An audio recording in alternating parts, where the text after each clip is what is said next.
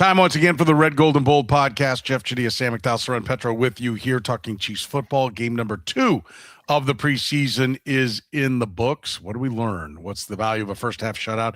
Mansoor Delane flashing some talent. FAU, R. Mason Thomas getting after the quarterback. A little progress for Peter Woods, maybe. Offensive tackles struggled at times. I think that would be honest to make that statement. Jalen Royals did seem to have his best game as a Kansas City Chief. Fields or Nussmeier, Harrison Butker making 69-yarders, missing 48-yarders. We'll get into all of it right now, right here on the Red, Gold, and Bold. You are listening to the Red, Gold, and Bold podcast, the most in-depth analysis of the Kansas City Chiefs on planet Earth, breaking down the Chiefs like no one else can. Red, Gold, and Bold is hosted by Jeff Chadiha, Sam McDowell, and Soren Petro. Jeff Chadiha is a senior columnist and on-air personality for the NFL Network and NFL.com. Sam McDowell is a columnist for the Kansas City Star. Soren Petro is the afternoon drive host of the program on Sports Radio 810 WHB in Kansas City.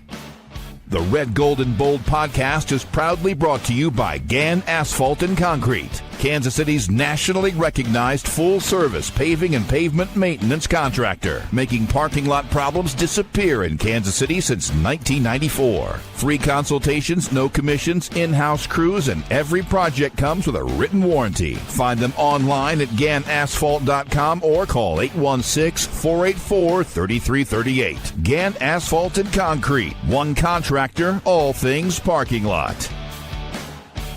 Now, here are the hosts of the Best Chiefs podcast, Jeff Chadiha, Sam McDowell, and Soren Petro.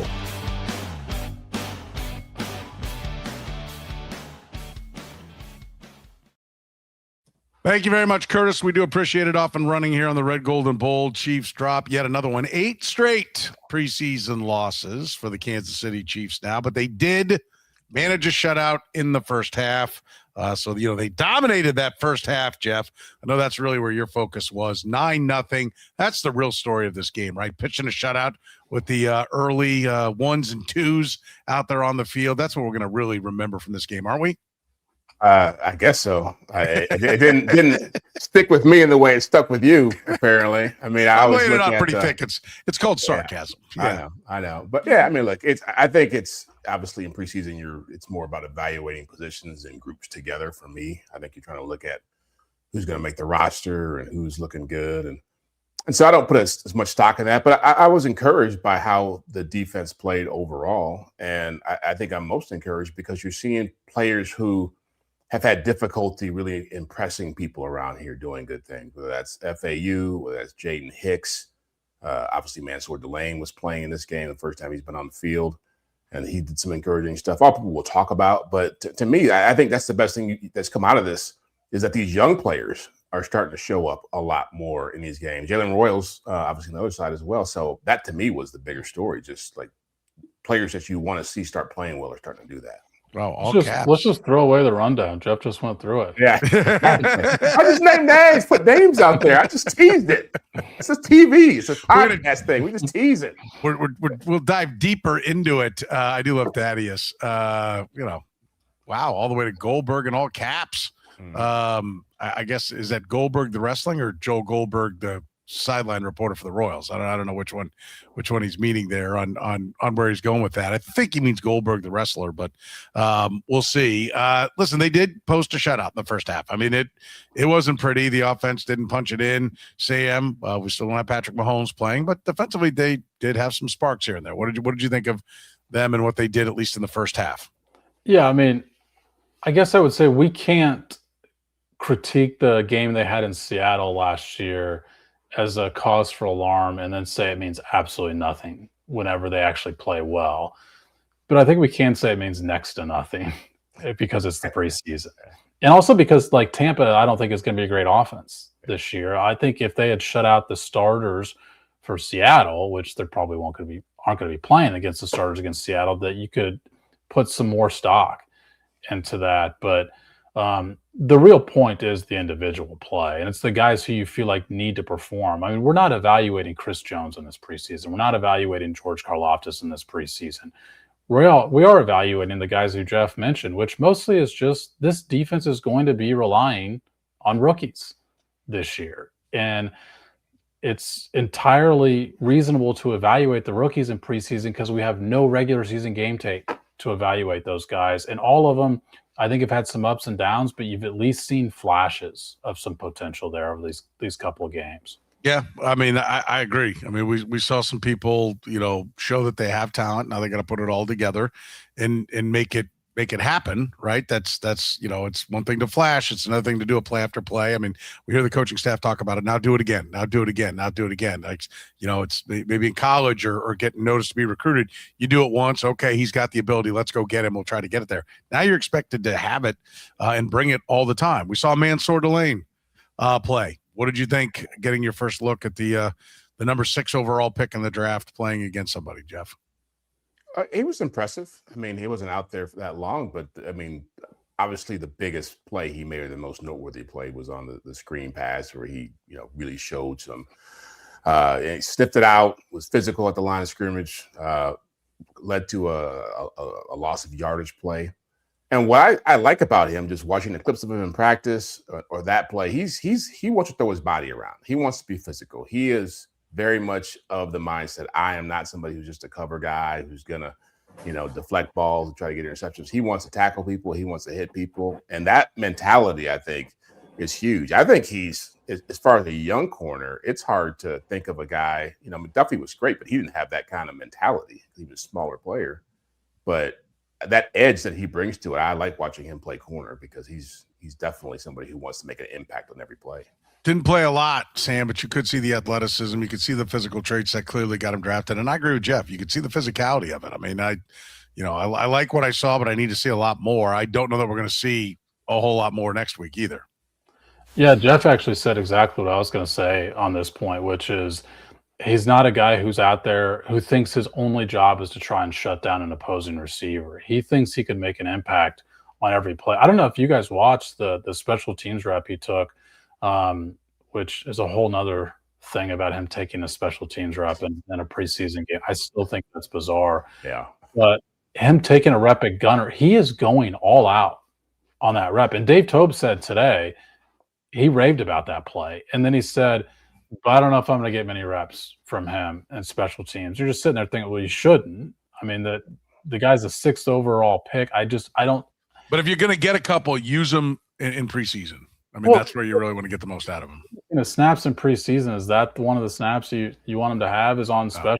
But I do think you could see his mentality on that play, which is, if I'm on the field, I think I have a chance to make an impact on this play. If the ball's on the other end of the field, there's one play where when you watch the all-22, he's coming from like 20 yards behind the play, running play on the other side of the field, and he's just charging in there. And by the way, he ends up kind of getting nearly an assist on the tackle. I really could see why they were drawn to the person. Now we'll see whether or not the player lives up to what the person's character traits are. Yeah, I think that's a pretty good point. I mean, he's, you can see why the coaches love him. Oh boy, this guy, he's, he does this and look at this. Okay, well, can he cover? Is he sticky? Because that's going to be the biggest part of it. We like all that other stuff, but if you can't cover, the rest of it's crap. Then you end up moving to safety, and you should have gone in like round 3 or 4, right? That's the reality of it. So he's got to cover. So I agree. You do like all those intangibles, and I think they are a good sign. And everything says he's going to be a good cover guy, but we didn't really get a big chance to watch a lot of that. But I think he's, if he's going to cover and he's going to play like that, he's going to be a fan favorite, and he's going to be a big help to this defense. I don't think there's any doubt about that. Tell me, we saw pressure, Jeff. I don't care how it came. They have to start hitting the quarterback. I don't want to hear about, pressures. They got pressure, but they also did hit the quarterback. A couple of sacks in this one. And FAU getting the first one with a nice little tidy move to come around. I mean, you could say the offensive tackle blew it. Then, okay, we'll back up the hype train on Reuben Bain here in a minute when I know we get to the part about how bad Khalil Benson had a rep against him. We'll get to that later on. But, he had a guy in front of him. He smoked him. He crushed the quarterback. What did you Did you guys think that should have been roughing the passer? That's a body weight. That's body weight, right? He wraps him up with both arms and falls on him. That's body weight, right? I think where he hit him, I think he was low enough to where that couldn't be a problem. That's how I looked at it. It looked like he hit him in the chest and drove him to the ground, but it wasn't like you felt like he lifted up and I just thought it was the body weight where he wraps him up and falls on him squarely rather than letting go. And look, I mean, it's been a minute since he's been in the backfield, so I'm not going to like criticize the guy for not knowing the technical rules of how to tackle the quarterback. I just was expecting a flag. It's not his fault, Jeff, is what Sam is saying. He doesn't know how to sack the quarterback, is what he's saying. Also, exactly, actually, but also just so people don't rip on me, I hate the body weight flag more than any of the roughing the passer penalties. I think it's what makes it the most difficult to tackle the quarterback. I think we want more sacks in the game, not fewer. But I just thought that was sort of a textbook call. I think from the original view, I was more worried that it was helmet into the chest and up into the chin. Because of where he comes around, and he's blocked by the quarterback's body. I will tell you that I think if it was Tom Brady out there, I think we would have seen a flag. But it was Browning. Yeah. I think if it gives the appearance of it, they call it. That's what I was going to say. I think it's more if the neck snaps, if the quarterback looks like he's really in pain when he's going. I think there's more theatrics applied to it when they throw that flag than it actually is a consistent call being made. And so that I felt when I watched it in real time that's a great play. And maybe I didn't even think about what you're just saying until just now. I think when you I'm trying to pull it up on Twitter later right now and seeing the same thing. I just think when you grab a guy and bear hug him and fall straight forward, that is that body weight call. But I will say it's also to me one of the absolute most confusing, like I said, flags about all these roughing the passer options. That's the one I just think makes it really tough. People talk about having to hit a guy from the neck to the chin, or basically from the chin to the knees, and that's all the size. I think the type of tackle, which is what that call is, makes it more difficult. But aside from that, with FAU, because anytime we talk about FAU, Soren's just Jets. Yeah. But what impressed me most about FAU is it wasn't just that play. Yeah. He had 4 pressures. In this 3 in a row. Yeah. 3 in a row, and I think you could get lost. Just look at that play and say, okay, but do it again. Well, he did. He was in the backfield 4 times in this game. Well, and the thing I liked about it was obviously that the pressure, but he realized I have a mismatch here. I can take advantage of this guy, and he was ready to feast. And you could see it after he had the sack that it was like, all right, I can take this guy anytime I want to. And for a guy who hasn't played a whole lot, who's been trying to find his confidence, it felt like a different player was out there. And I know Andy Reid has talked about his get off looks better, a different player in camp. He's done some good things.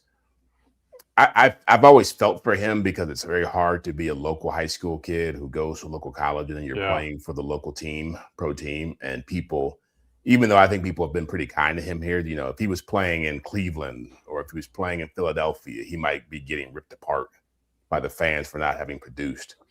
So I think he still feels that. I think he wants to be a player who can do something for this franchise he grew up watching. And so to see him have success, you hope that can carry over and not just have him be on the roster because they have limited depth at edge rusher, that he's actually going to be a player in this rotation now. And that's what to me showed up, besides just the fact that the tackle just whiffs on him, right? But I think how quick he was off the ball, even if he's going against air, was something we really haven't seen from him. I mean, he was so sure his path to the quarterback too. I think a guy like that who hasn't won a lot against tackles could probably sort of hesitate for a second and sort of think, this guy's not really blocking me. Am I missing? Is this a draw? And he just went after the quarterback there. And like I said, and then next play, he was on a stunt from basically rushing from the inside in the backfield again. We also had R. Mason Thomas looked like he could get into the backfield. Peter Woods looked active. I mean, he didn't, his job is not going to be to pile up the sacks, but he at least looked active, and you saw some physicality to him out there. I thought overall, you see the makings of some good talent. Again, they got to do it right in the game, but you saw a lot of things that, a lot of flashes. And had they stayed in the game, would we have seen 3 more plays like that? Then you really get excited. But I do think R. Mason Thomas looks like a guy who can get after. Peter Woods looks like he's got something to him. I mean, you do like the ingredients. The question is it like, okay, yeah, they're going to be ready to win with these guys in 27. There's going to be too many mistakes and not enough coverage in the back. Like, I think you can definitely, to the point that you guys are making about Mansoor Delane, you see why the coaches like him, right? You see what it was that flashed on tape. Now they got to, become all-around football players. R. Mason Thomas is going to have to stop a run at some point. There's going to be the other elements of the game that they have to do. But overall, they definitely look like they've got a lot more material to work with at getting after the quarterback off the front four. Yeah, R. Mason Thomas has 7 pressures in the preseason, and he's taken limited pass rushing snaps. So I just think it was very clear in the draft to me. My takeaway from it was they were trying to get faster at the line of scrimmage, not 40-yard dash speed, but faster and more explosive and more athletic at the line of scrimmage. And we talked about the edge that Mansoor Delane plays with. That was a play behind the line of scrimmage that he made, and then. With R. Mason Thomas, it's his explosion off the line of scrimmage. By the way, Soren, some people are calling the last 5 minutes the best 5 minutes of this podcast.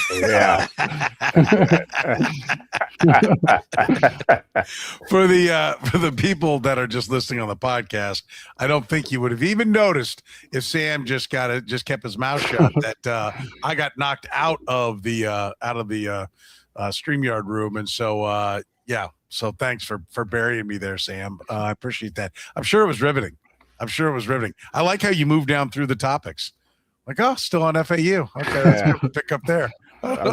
Yeah. We can't set ourselves up and hit it out of the park. So somebody's got to pitch it. Somebody's got to throw the ball.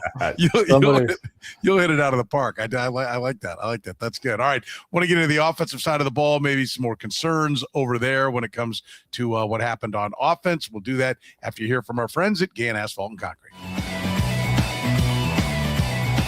Your parking lot says a lot about your business. Cracks, potholes, faded striping, and damaged concrete can create safety concerns and leave the wrong impression with customers. Gann Asphalt and Concrete helps Kansas City businesses protect their properties with asphalt paving, seal coating, crack filling, parking lot striping, concrete work, and repairs. Their experienced crews deliver quality workmanship and dependable service on every project. Whether you need routine maintenance or a complete parking lot overhaul, Gann is ready to help you. Get started today with a free estimate at GannAsphalt.com. Gann Asphalt and Concrete. One contractor, all things parking lots. Italian Delight was the first restaurant to bring true New York-style pizza to Kansas City almost 50 years ago. They sell whole pies or pizza by the slice, or enjoy their classic strombolis, calzones, and sausage rolls. Sandwich lovers, check out their lineup of hot and cold subs, the combo, the meatball, or the Philly cheesesteak, just to name a few. And don't forget the pasta. Their famous lasagna and classic chicken Alfredo always hit the spot. If you're hungry for lunch, check out their daily lunch specials, starting at under $10. Italian Delight can even cater your next work function or party. Dine in, carry out, or delivery, it's Italian Delight. Located just 3 minutes east of Kansas Speedway at 8145 State Ave in KCK. Check out the menu and order online at ItalianDelightKS.com. Kansas City's own Italian Delight. The biggest concern from this game, Jeff, was it the offensive tackles and how they played? Was it Jalen Moore? Was it question? Is that a debatable thing? I didn't know if your discerning eye caught maybe something else that was worse. No. That was right up in the face and hard to miss. I mean, Khalil Benson went from the next Orlando Pace to maybe he might not make the team. It's like not on this podcast. Yeah, it wasn't. But exactly. But people were talking about him in that way, and just now it's like, all right, well, could this guy really? He needs more seasoning, obviously, and a couple of those plays. Both, yeah, I have major concerns about right tackle after what I saw from that crew, and it wasn't just that they were beaten, but they were beaten badly, and that's the kind of stuff where I was talking on the morning show today with Steven St. John about that. We were debating about whether Mahomes should play in the last preseason game, and it dawned on me, it's like, not with that line. He does not need to be out there behind that bunch. That's what you're going to put out there against Seattle, even with backups playing against them, because that is we're right back to square one with right tackle. We don't know what they're going to have over there. Look, this is a lot of people are going with this. Andy Reid mentioned he had a problem, Khalil Benson, with the silent count. How much do we think that is the case? How much do we think it's the kid, his head swimming? And he forgot the snap count. He's trying to remember what his assignment is. He's trying to remember what, he's been overloaded with information and he's not just playing. He's not reacting. I mean, there's a lot of wheels turning there when that ball snaps, and it shouldn't look like that when you've got everything ready to go. Yeah, I think it's a coach offering a lifeline to a young player and trying to make polish the turd, because it was first of all, Jeff said we're back to square one. I have been pointing out for a while, we haven't left square one. Yeah. This is the same situation that I described in the summer when I said, when you've got 2 offensive tackles, when you've got 3 offensive tackles, do you really have one? I thought it was really important that you were bringing that up. Like the hype train started leaving with Khalil Benson before he'd ever put pads on. Yes. Yeah. And it was like, well, he's running with the ones. I mean, here we go. And I get it. I mean, we've said it a million times. Your position of needs is where you're going to find your camp darlings. Oh, look, we solved it.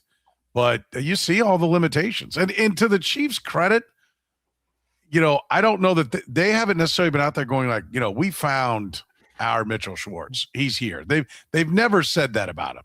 They've always said, well, he's working. The hype has always come from the people asking the questions.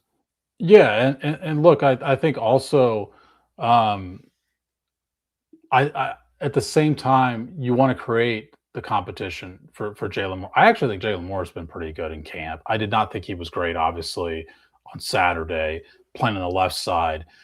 But to me, like, this seals it. Right tackle needs to be Jalen Moore's job, and I think it will be Jalen Moore's job. I think this week will be telling, because Josh Simmons, as of we record this on Tuesday, has not participated in practice this week either. He's still sitting out with the back injury. I don't think his week 1 is in danger, but the longer a guy misses, the more that comes into question. But if you're missing Josh Simmons, I think you still want to, in this 3rd preseason game, open up with a plug-and-play mindset rather than a put it all together with what you have mindset. And what I mean by that is whoever's playing whoever's going to be my right tackle, if I'm the Chiefs, I want to put it right tackle in this game, even if it means I have to put Khalil Benson at left tackle, for example, where he doesn't play. He plays right tackle. He's played right guard.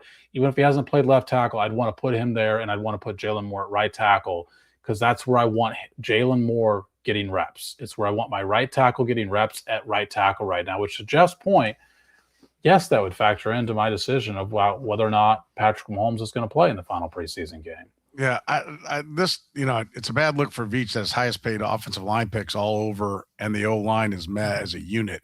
The highest paid pick is not Khalil Benson. Okay, so one of the highest, the highest investment is Josh Simmons. As a first rounder amongst any of them. He didn't play.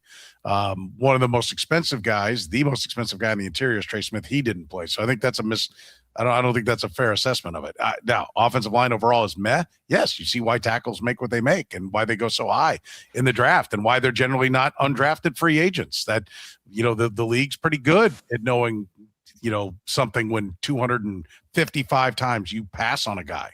Right. Then you're talking about a guy going uphill, and I will come back. I'll give Sam a lot of credit. He has said from the beginning, as soon as everybody jumped on that, it's like, was that a good thing? Or is that, Jalen Moore, great. You're beating out Jalen Moore. Well, so did Wanya Morris to play left tackle last year.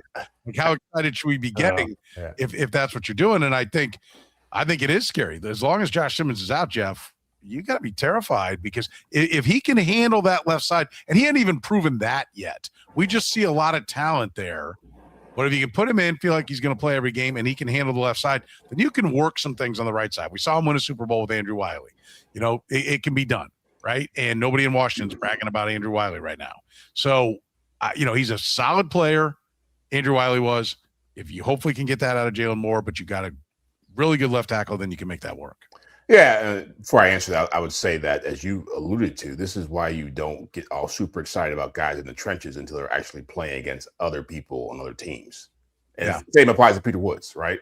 We saw the hype train with him leave the station pretty quickly and come back once he was playing against other people, against opponents. And so, I wouldn't say I'm surprised, but it definitely is disappointing to see what we saw out there. And it does make you realize that Josh Simmons and Trey Smith are now the two most important people on this offensive line. Because if either one of them go down, there is not an answer to what they do. And I don't know, I don't know where Smith is at with the hip injury. I haven't followed it that close. Is he close to being back? He's back. He's been back in practice, taking most of the reps. And I will add, tonight the Chiefs did swing the trade with the Giants for their backup interior line with Josh Azidu. So, but that's the other thing that this is a sign of, right? Like which is a common talking point in this podcast. Their depth is an issue, and just because this isn't the starting group doesn't mean it's nothing, because Mike Caliendo's had to play games. Josh Simmons only played half the season last year. It's possible these guys will play. So it's not nothing when these guys get beat up in a game. I think there's a feeling that, they like, at least Norzad at center better than they like him at guard. But I will say that Hunter Norzad was in there and he graded like a 96 on PFF. I mean, what is that worth? I don't know. There's some unbiased guys who watch football a lot. 96. I think that was it on yesterday on the game book from that game. Yeah. Am I wrong? Look it up. I don't know. I'll look it up. No. I take that back. I think he was 96 on pass blocking and then like 49 on run blocking. See if I'm right. Let's see if I'm right. You go to it. See if I remember correctly. 86 on pass blocking and 58 on run block. He's a 66.9 overall. Yeah, 86 on pass block and 56 on run block. So all right. So I went through all of them. Cleo Benson was a 44 in that. Total in the game. It's no need to look 33 on pass pro. Yeah, no need to look there. I think the Chiefs. I don't really look at I think PFF has so much great data. I don't really look at the grades a ton, but I actually wonder if they find preseason games a little bit easier to grade, for the sense of the assignments are easier to figure out. Yeah, it could be. Because there's not a lot of it's all vanilla. It's not like they're trying to trick you on stuff. Well, my point simply is he consistently has pretty good marks according to PFF, and they just don't seem to want to ever. I mean, because they had him on the roster when they gave Trey Smith the giant contract, right? They clearly didn't want to turn over a starting guard spot to him then. Now with this trade tonight, they clearly don't want to turn over a backup guard spot to him. So I think it's, I don't know. I think it's going to be interesting. There's clearly a disconnect between, I think, the way the Chiefs look at Hunter Norzad and the way PFF looks at him. The Chiefs make the decision. So that's what's going to end up happening there. What do we make of Jalen Royals' performance? You want to go ahead and start that hype train, Jeff, making people miss in a phone booth and catching the ball and everything. I mean, that looked, I don't know. What did it look like to you? You got a comp for him? Jerry Rice? Yeah. What do we think? Rice. Yeah. Like Rasheed Rice, a poor man's version of Rasheed Rice. I was happy for him because he's another player that we've talked about who's had a hard time getting on the field, and it feels as if some of that stuff may be related to his ability to pick up the playbook, to know what he has to be doing. But as far as the skill level, I mean, if he could take what he showed in that small sample size, it was 51 yards on 6 catches. So yeah, it definitely have to be mindful of. Wasn't like he went 6 for 151. But the two plays that stood out was when he made people miss, and that he actually has the ability to do something with the ball in his hand. I mean, I can't speak to what Cyrus Allen can do because I don't watch him every day in practice. I haven't seen Xavier Worthy show that level of elusiveness ever, with the ball in his hands and tight windows and confined quarters. And so that was really encouraging to see that come from him. And if he could be a player for them, obviously a 4th, 5th guy in the depth chart, you can get that kind of, if you can get 51 yards from him during the season in a game, that's a huge plus. So hopefully he can continue that. Yeah, I'll give you a comp, Sam. How about DeMarcus Robinson? That's what he kind of looked like to me. The way he was hitting the ball all over the place. I don't know. He was running forward after the catch. So. That too. I'm talking about the good parts of DeMarcus Robinson as far as body type and then the way he had some wiggle to make some guys miss. hair sticking out of the back of the helmet. I actually, if you remember, before the first preseason game, he was on the list of the guys I wanted to see most. And the whole reason was because you can't replicate yards after the catch in practice. And that's his best trait. In college, he was second in the country in yards after catch per game his last year at Utah State. This is his game. And it doesn't pop in practice. Now, he still is, I think, always going to have a separation issue. But I think now Patrick Mahomes knows if he is open, there's a guy who can get a few more yards. And also I think that the Chiefs know if Rashee Rice misses some time, because he's missed a ton of time the last 2 years, you can't run everything that he runs, but maybe you can run some stuff. Yeah, I did like what I saw, and because we just didn't see him at all last year. So this is really like a rookie year for him. And, there is some elusiveness there. There's some strength there. He doesn't just go down on the first touch. And so, yeah, I mean, I think, you get excited. You don't pencil him in for 1,000 yards, but you get excited that, okay, there's some talent there. If they're going to keep him, they're not necessarily just keeping him because he's a draft pick, because it looks like he can, actually, contribute to the team. I mean, 6 catches, 51 yards. If everybody's healthy. 6 targets too. 6 for 6 on targets. Yeah, all 6 targets. If everyone's healthy, where does he fit? Is he wide receiver 4, 5? But I mean, do we slow down the Cyrus Allen? I mean, we've got 2 hype trains running into each other now with Cyrus Allen and Jalen Royals. I mean, something's got to give, Jeff. Yeah, maybe they end up being the starters. Given the track record of the guys ahead of him, if Royals could do that on a regular basis, he'd be better than Rashee Rice, and Cyrus Allen, we know, is already looking like a better option than Xavier Worthy. But yeah, I mean, I think he's the 5th guy. I don't think there's. I think Allen has probably earned enough props and enough buzz around him, and even with people who aren't around the team, who are on the national level talking about him, that's coming out of Andy Reid or Brett Veach, someone within the Chiefs. So he's got a lot of things going for him. But again, your 5th guy.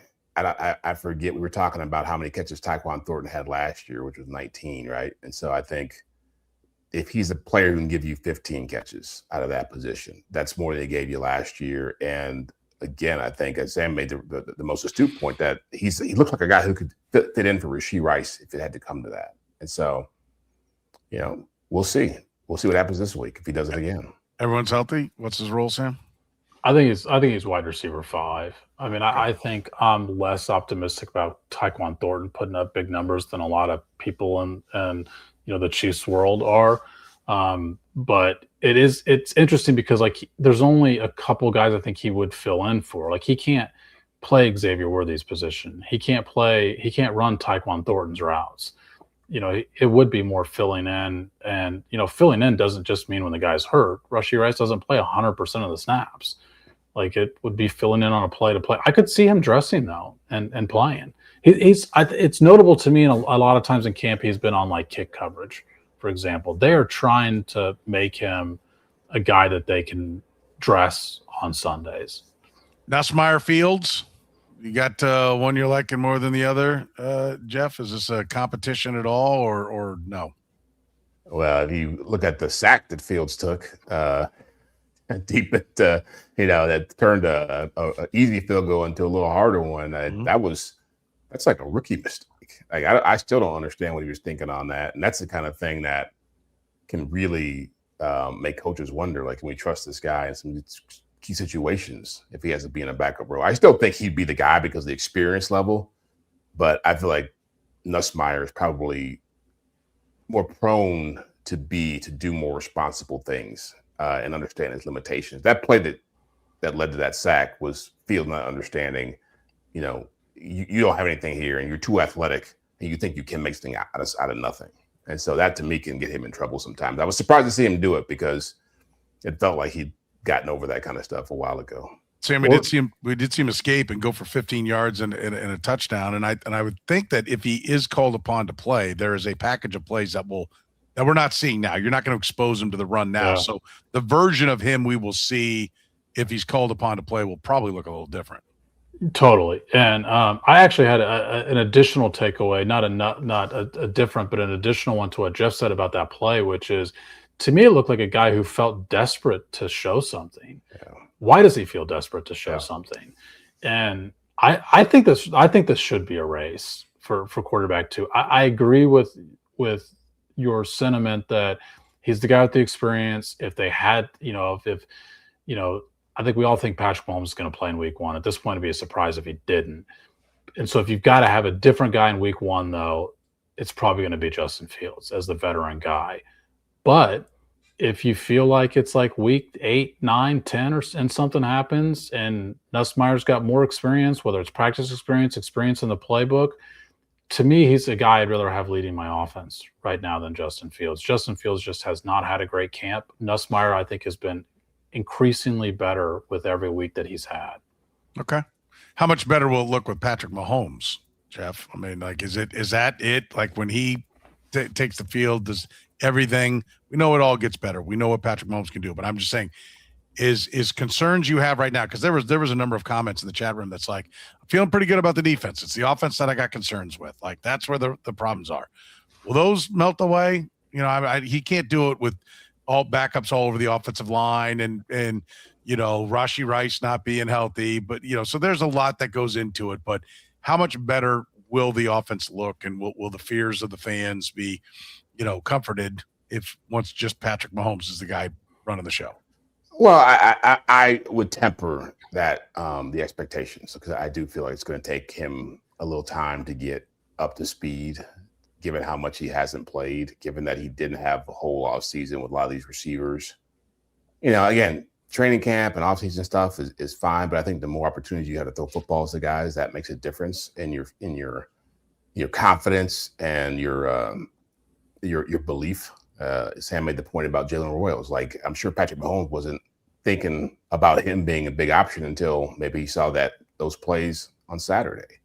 And so, yeah, I think it'll be better, but it still comes down to the supporting cast. It still comes down to, can they run the ball well? Can these guys who haven't, Rice has been banged up, Worthy has been disappointing, Allen is a rookie, Travis Kelce is about to be 37. Like, all these players around him in the offensive line. So he can't do it all himself, and that should have been the takeaway from last year.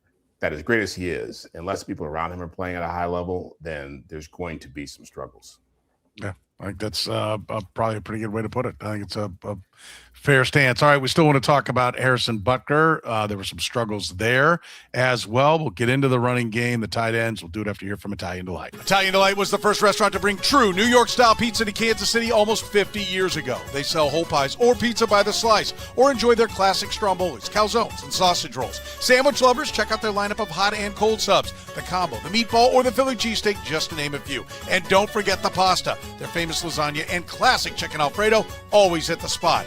If you're hungry for lunch, check out their daily lunch specials, starting at under $10. Italian Delight can even cater your next work function or party. Dine in, carry out, or delivery, it's Italian Delight. Located just 3 minutes east of Kansas Speedway at 8145 State Ave in KCK. Check out the menu and order online at ItalianDelightKS.com. Kansas City's own Italian Delight. If your property needs asphalt or concrete work, Gann Asphalt and Concrete is ready to help you. From parking lots and drive lanes to sidewalks, curbs, patching, seal coating, crack filling, and repairs, their experienced crews handle projects of all sizes throughout the entire Kansas City metro. Whether you're fixing problem areas or planning a larger paving project, Gann focuses on quality workmanship and dependable service from start to finish. No matter what shape your pavement is in today, they can help improve it. Request a free estimate and learn more at GannAsphalt.com. Gann Asphalt and Concrete. One contractor, all things parking lots.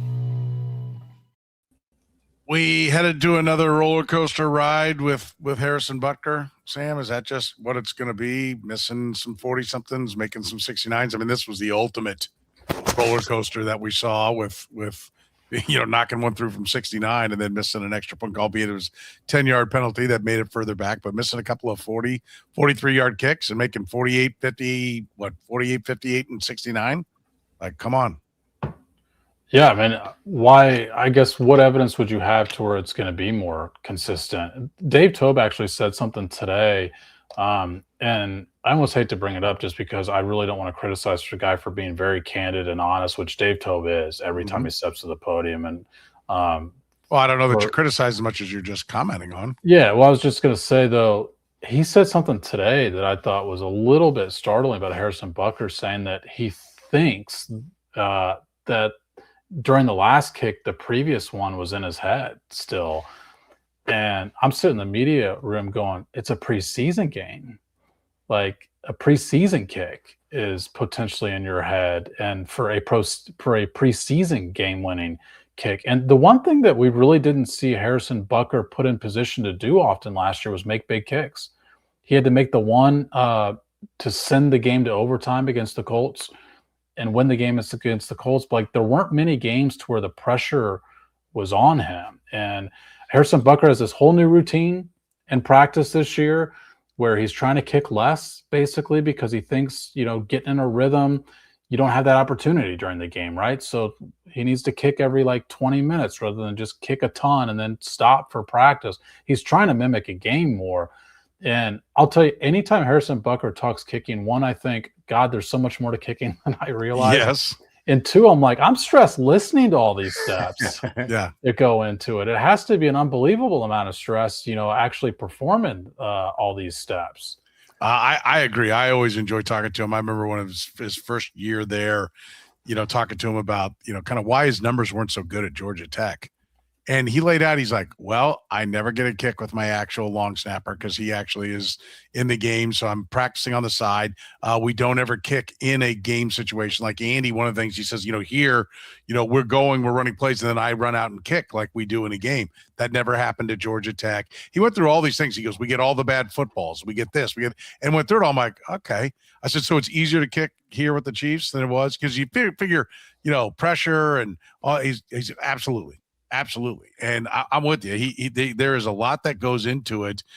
And, if you can knock a 69-yarder through, I mean, it was like a no-doubter from 69. Yeah. You see the unbelievable talent that's there. But the reality, Jeff, is he counts $7.3 million against the cap this year. He's not going anywhere because he's $10 million to cut. But next year, he counts $7.3 million against the cap again, and he's $2.8 to cut. So this is a contract year for him, right? Because that's a pretty sizable savings, and they've had several kickers. I mean, Dave Tobe has been able to identify that guy can kick, and we'll make it work with him. So I think there is a little pressure on him to succeed this year. Yeah, and you look around the league, there's a history of talented kickers falling apart. And I remember Ryan Longwell went through it. Obviously, Justin Tucker, who's maybe the best kicker in NFL history, obviously had his issues down the stretch with Baltimore. And I often wonder with Harrison Butker that so early in his career that he was called upon to make a lot of big kicks, but a lot of big long kicks. And I think maybe in his mind, there's always a sense the offense is going to get it done. Like, what I'm saying? Sometimes you have the belief that you're there to, if the offense can't get deep enough, we can rely on you to bang it through. And now he's being asked to do more kicking that's closer to the goalpost. And maybe he feels it a little more. Maybe he's not as comfortable in that range, or having that kind of pressure on him, knowing that his kick, he's got to make 3 or 4 of these in a game for them to win, as opposed to one big one. It's such a mental thing. And I don't get into kickers, all their techniques and habits and, philosophies, but it does strike me as very weird that a guy could be that nails, at the end of a half, banging an almost 70-yard field goal, and then when it counts, he can't get it done from closer. There's got to be something about the mental approach that he's not cool with. Well, he Clutch can't in the preseason in his career too. Like, this guy has hit so many big kicks. I mean, people forget that kick he had in that 13-second game. It was just assumed he was going to make it. It was 48 yards. Like, he had to make a deep kick to make those last two plays with 13 seconds actually matter. But that's why I thought, he actually said that one of the things he did this offseason was get completely away from the game, to stop thinking about football. So it was a guy who clearly thought that he had to start from a mentally just wipe the slate clean, which is why it stuck out to me when Dave Tobe said today that he thinks that kick was on his mind, because I just thought so much of this offseason seemed to be getting over that and not having that, one kick affect the next. Jeff, have you seen enough to believe that this team is going to be good at running the football? I'm encouraged. I mean, I like the mix they have in there. I've seen some flashes from Emmett Johnson. I mean, obviously, Emmett Johnson had a good first game, and he was solid this game. He didn't have as much yardage, but I like the way he runs. I talked about the decisiveness and the the vision. It feels like, Rashad Smith has shown some positives, and DeMarcado did some positive things. So again, a lot of this falls on Kenneth Walker. We haven't seen much of him, but I am encouraged that the biggest thing is they're running from under center a lot. And so that to me is the key to this. If you're running from under center and you're going to stick with this and you're going to not be so wedded to RPOs, then you have a chance to be a good running team. So I like what they're doing. Where are you at, Sam? I think the way you had phrased this, Trent, was whether I believe they'll be a good running team. And I believe they've run out of excuses not to be a good running team because the offensive line is built for it. And now you've got the highest free agent running back in the league on your roster as well. And so, what's the excuse now not to be a good running team? The excuse is the scheme. And so, if you don't believe it, it's because you don't believe that they're going to change the scheme. And I don't think it's just running under center. I think it's, though, calling running plays. You can run from the shotgun if your entire line knows you're running the football and does not have to pass block for the first second before they can explode off the ball. I just think you need to run with purpose. You need to run with intentionality to be a good running team. Yeah, I think that's a good way to put it. What would your depth chart of running back be right now, Jeff, if you were stacking the running backs? I go Walker, Johnson, DeMarcado, Smith. Okay. I'm not as crazy about Smith. I think he still looks like a wide receiver playing running back, but I think DeMarcado's got the best pass blocking ability of the guys, probably of all of them. But I think that it does. I like Johnson a lot as a runner. I think he's a better runner. Some people kind of hyping up Kenneth Walker's pass protection. I can tell you, Seattle does not agree. What would be? How would you stack them? I've got the same four as Jeff. Now, I think those 2, 3, and 4 are pretty bunched. I think if whoever's number 2 on your list should have a short leash as number 2, because I don't think the talent disparity is such that you're okay, we're going to give this guy multiple chances to figure it out. We saw a lot of Jake Brenningstool. Okay, we saw some Jared Wiley. They threw in the ball. We saw just a bad drop from Jared Wiley. Who should the third tight end be, Jeff?